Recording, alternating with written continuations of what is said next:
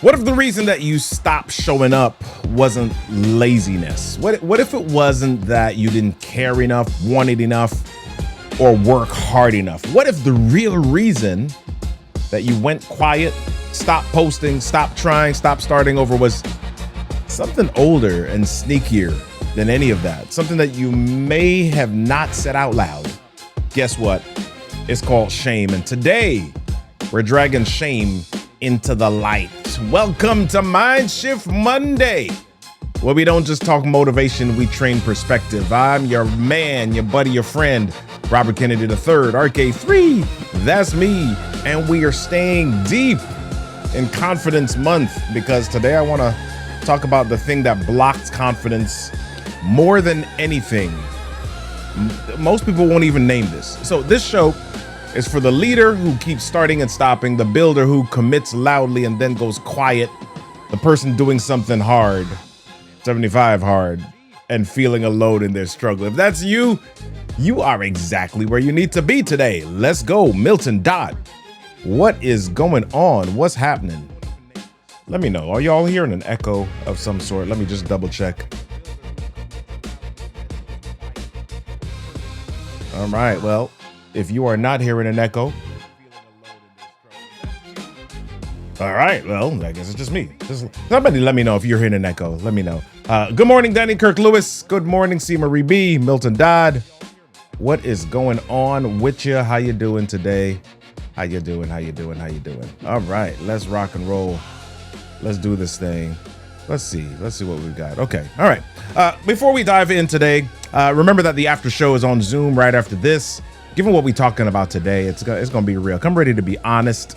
Come join us in the community after for the MiNDSHiFT Monday. Head on over to MiNDSHiFTmonday.com/Zoom.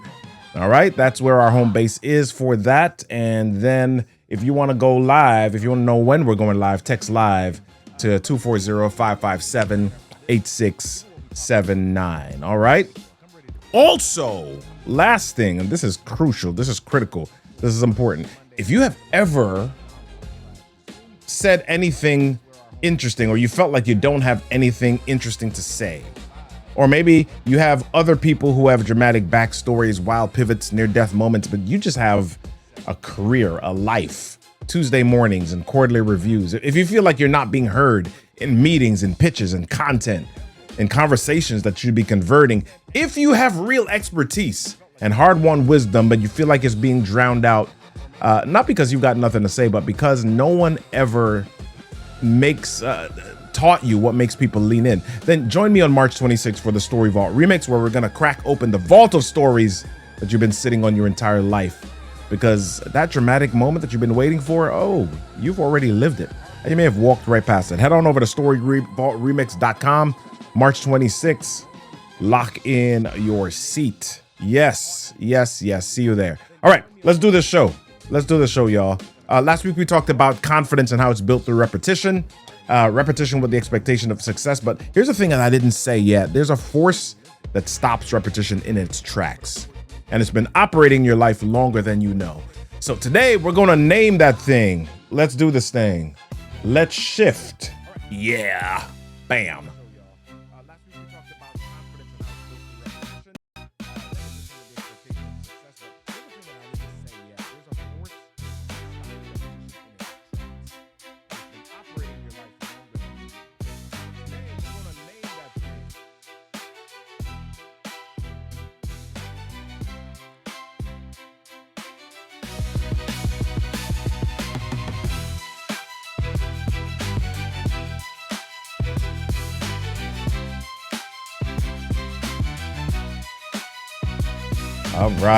All right. Let's jump on in.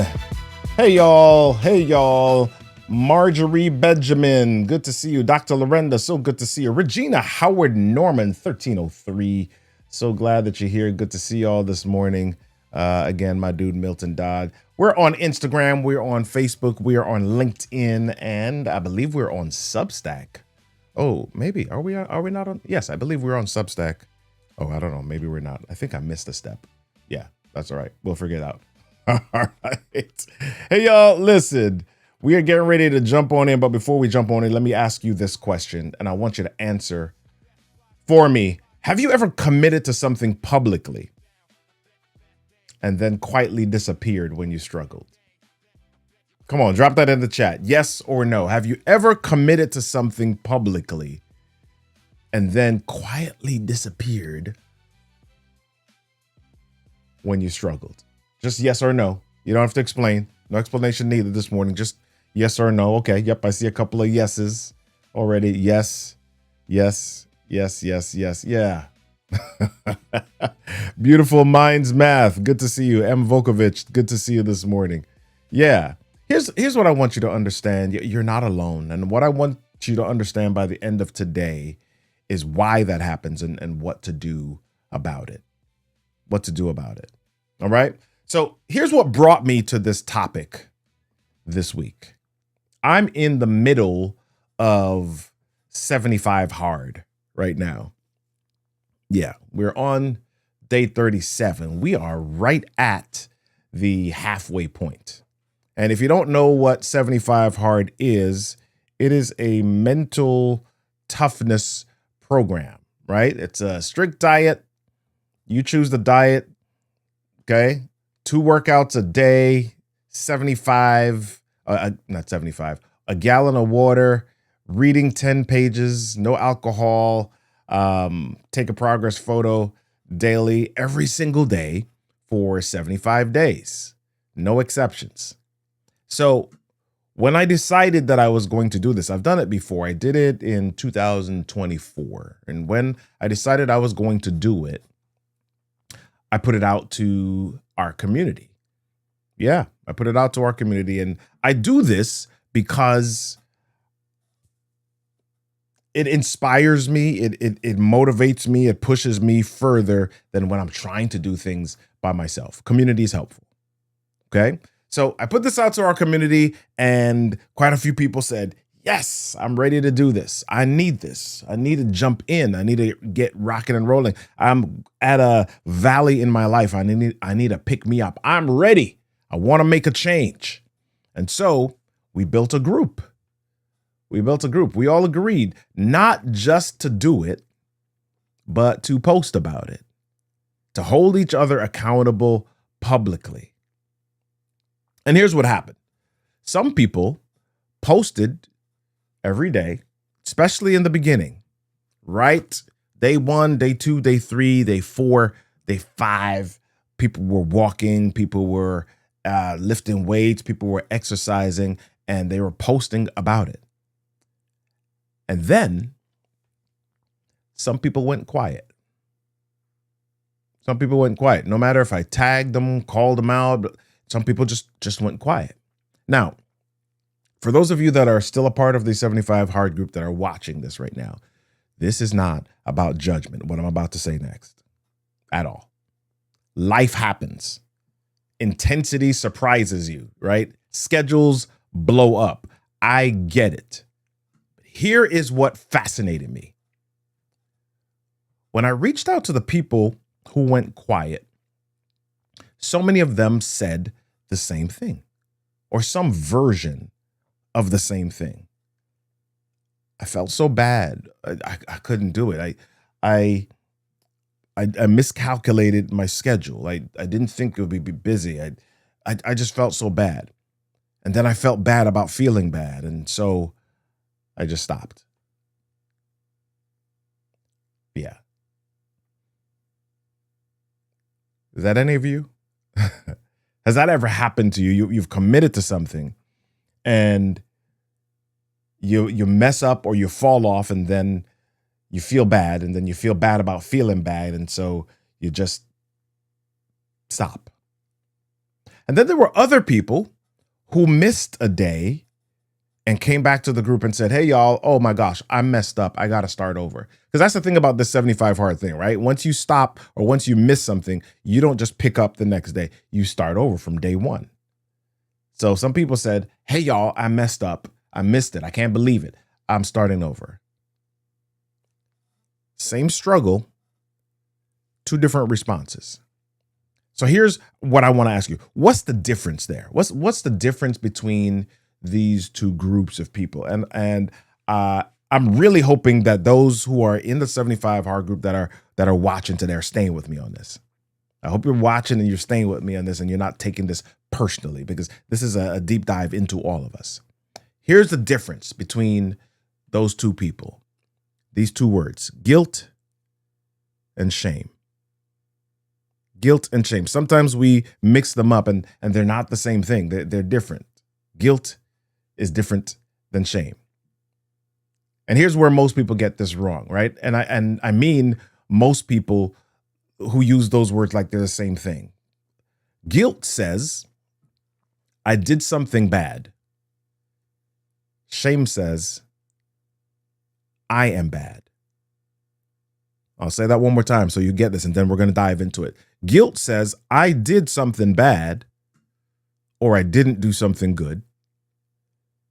Shame says, I am bad, or I'm not good. Okay, maybe you're like, I'm not saying those words to myself. Okay, here's what that looks like in real life. You're on a diet. You commit to a diet. Maybe you commit to it with your friends, a group of friends.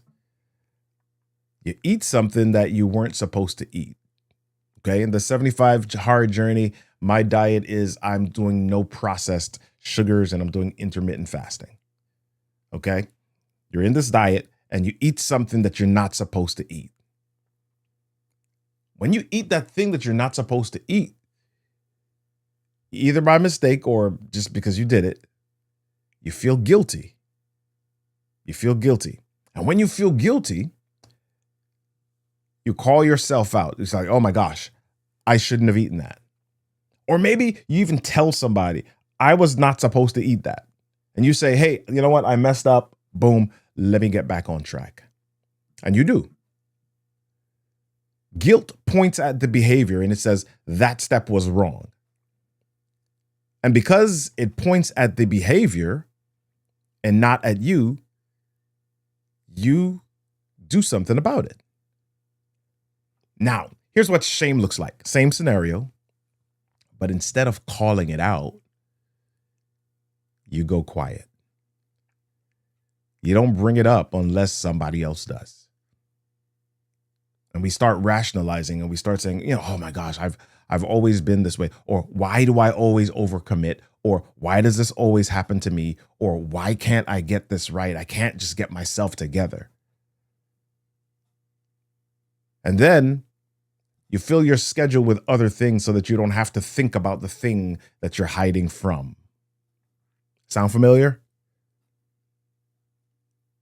I've done it. I've done it. I've messed up some stuff and I've not done what I committed to in my business. And because I didn't do that, then I fill my calendar with other stuff. I start doing community service and I start doing all these different things so I don't have to think about the thing that I am hiding from. This is not a you thing. This is I've experienced this. I've done this. And here's the trap. The more that you replay that shame in silence, the less you do about it, right? The more you focus on creating an excuse, the more you create on, the more you decide to push something away, the more that you're focused on hiding it, the less that you do about it, because you're so focused on hiding it that taking action on it would mean admitting that it exists. But here's the thing. Shame doesn't motivate, it paralyzes. I want to give you two perspectives on this. I don't know how many of you are Bible readers. I am, but so I'm going to give you a biblical example. Okay. And then I'll come to something a little bit more modern. So here's the oldest shame story in recorded history. The oldest shame story recorded in recorded history is Adam and Eve in the garden. Okay, so Adam and Eve, they're in this garden, this beautiful garden that was created for them. And they've been given everything in the garden and they're told, okay, you can have anything you want, just don't touch that one thing. So they live in this garden. I don't know how long they live there, but they're looking at this one thing that they can't have. Or they're not that they can't have, but they're told not to make that choice. So They make a choice. They eat this fruit, and their immediate response was not guilt. Their immediate response wasn't, oh no, I ate the fruit. What do I need to do? Their immediate response was shame. They began to look at each other differently. Oh my gosh. They covered themselves. They saw themselves differently. And so when they heard God coming for their normal afternoon walk together, what did they do? They hid.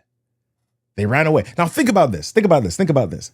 This is their friend, their daily connection.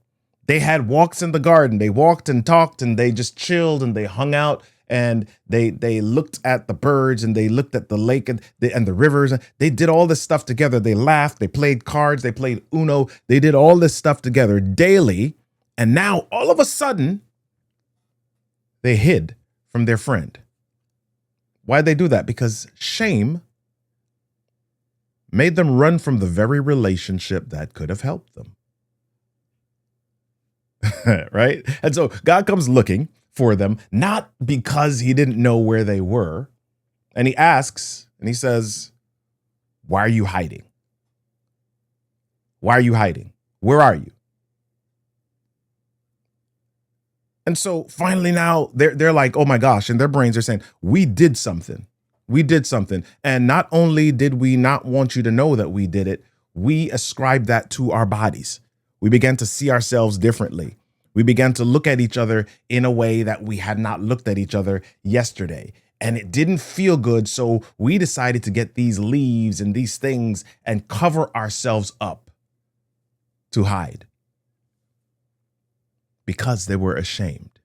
Because they felt shame. Shame causes us to hide and run away and not want to reveal to our family, to our friends, to our people, to those around us in community that we're struggling with this thing. And check this out. So he asks them, why are you hiding? And they're like, oh, well, we were naked. And I want you to hear this part. It's only when they begin to answer questions. It's only when they begin to start talking about what happened that something shifts. As they begin to name what they did, we did this thing. We were deceived. Right, they're blaming each other and all of that stuff. And then they blame the serpent. They're doing all that stuff. But it's only as they begin to talk about it that they then position themselves to receive what they need to move forward, right? Because if you're ashamed, then you stay hidden. Imagine if, like little kids do sometimes, right? Some kids, they do something wrong and then you call them and what do? They don't say anything. They ignore you. They hide. They run away. Right? And they could have decided, you know what? He's there. We're not going to answer. We're going to run away. And shame could have kept them hidden. But vulnerability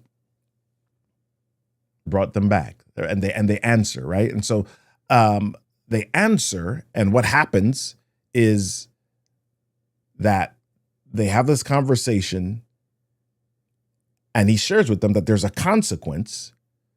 There's still something that they've got to go through because they made this decision. But then this stuff that he gives that they had used to cover themselves up because they were naked, he gives them something better. He gives them something better, right? So they wouldn't have gotten that better because right now they feel naked, they feel exposed, they feel vulnerable.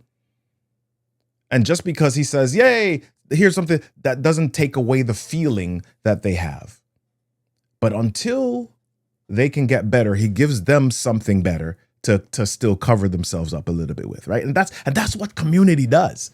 When you mess up, when you fall off, when you skip, when you misstep, Community doesn't take away the consequences of the skip. What they do is give you a better covering while you're making your way back.